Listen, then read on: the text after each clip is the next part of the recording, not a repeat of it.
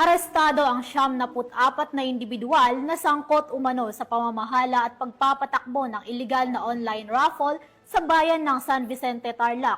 Matapos ang isinagawang operasyon na pinangunahan ng PNP Anti-Cybercrime Group.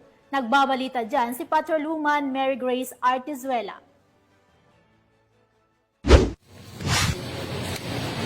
Sinalakay ng PNP Anti-Cybercrime Group katuwang iba't ibang unit ng pulisya at mga ahensya ng gobyerno ang isang illegal na raffle operation sa San Vicente, Tarlac.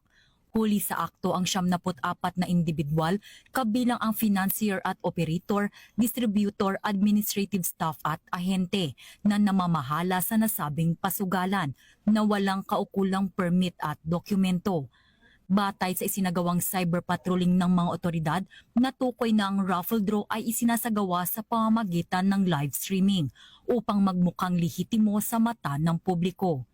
Ibinebenta ang bawat raffle ticket sa halagang 20 piso at ang grand prize naman ay aabot umano sa 4.5 milyong piso upang akitin ng publiko na sumali sa nasabing raffle. Ngunit nadiskubre na ang idinideklarang winners ay kasabwat rin ng grupo.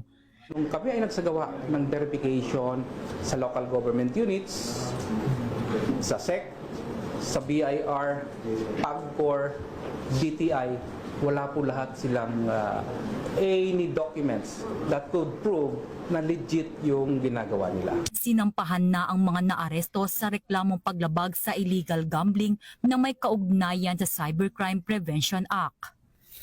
Ang matagumpay na operasyon ay bahagi ng direktiba ni PNP Chief Police General Nicolas D. Torre III na paigtingin ang cyber patrolling at tiyakin ang mabilis na aksyon laban sa mga cyber criminals na patuloy na ginagamit ang social media para sa mga panlilinlang at iligal na aktibidad.